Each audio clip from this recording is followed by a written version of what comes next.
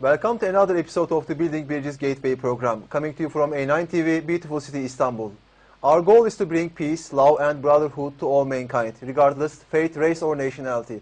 Today we have a very distinguished guest, and I let my friend Oktar to introduce him now. Yes, our distinguished guest is Rabbi Dr. David Gordis, President and Professor of Rabbinics at Hebrew College and founding Director of the National Center for Jewish Policy Studies.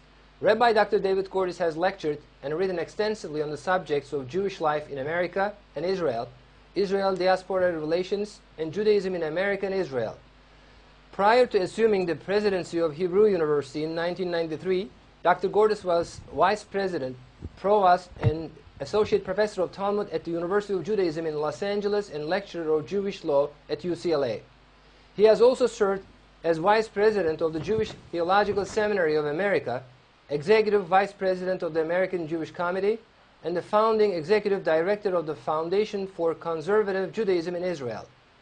An ordained rabbi, Dr. Gordis holds Bachelor and Master of Art degrees in History from Columbia University and Master of Hebrew Literature and Doctor of Philosophy in Talmud degrees from the Jewish Theological Seminary of America.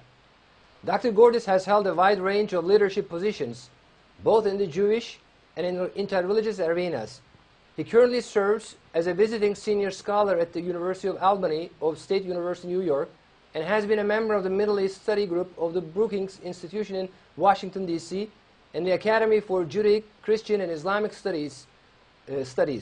Dr. Gordis has written and lectured extensively on the pressing issues of the contemporary Jewish life, the American Jewish Comedy, Jewish education, and interreligious pluralism.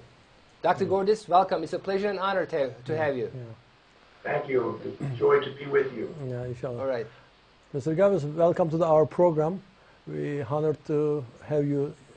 And I would like to ask you, how do you think we can find means to enhance relation between people of the different religions? And how can we convert this energy into betterment of the world, end of wars and suffering? How should we cooperate, and what are the priorities? Well, of course, that's a rather large question, and we can speak about that for hours and months, not just for a few moments.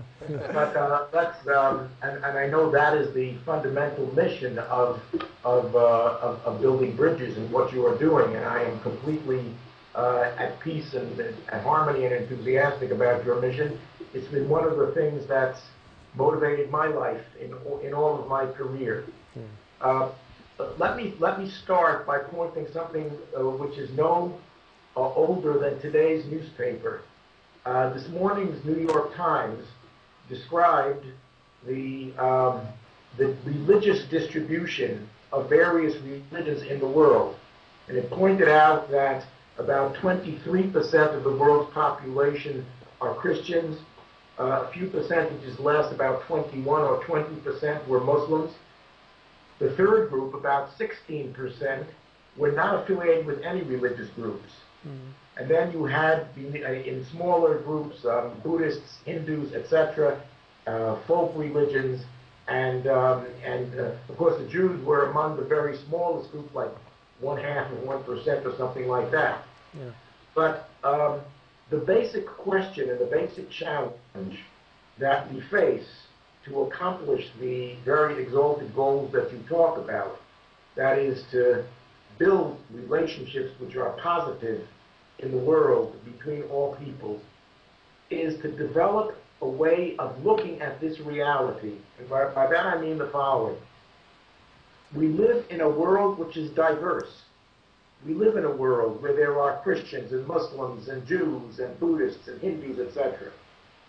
And the question is, how do we react to this reality? For much too long, and even in contemporary life, in too many cultures and traditions, we look at these differences. People tend to look at these differences as negative, as problematic. If you look at the other and you say, well, the other is different from me, I have all the truth, the other one does not have the truth, that is the beginning of the kinds of pathologies which make building bridges impossible. Yes. So the fundamental step we have to take is to say, part of the plan, however you want to talk about God, in whosever traditions God we're talking about, the nature of the world is one of variety, of plurality, of a variety of faiths and religious traditions. That's part of God's plan. That is not a curse or a problem. That's a blessing, which means how we look at the otherness of the other has to be as a source of blessing for ourselves. So we have to begin, and each of us has to begin, by asking, how do I want the other to look upon my set of beliefs? And how do I want to understand their beliefs? And how do I come to an understanding that all of us are in the same world? We all face the same challenges.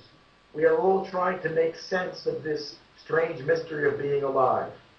We want to find ways of relating to each other which will enhance the world. Yeah. And we can both be comfortable on our own traditions and learn from others how they will approach those problems, not be threatened by the differences, but being enhanced by those differences.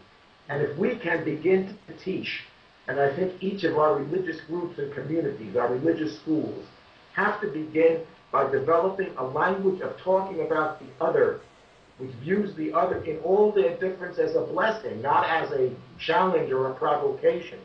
We're not challenged to make the whole world carbon copies of ourselves, but we are challenged to learn from each other and relate to each other as brothers and sisters.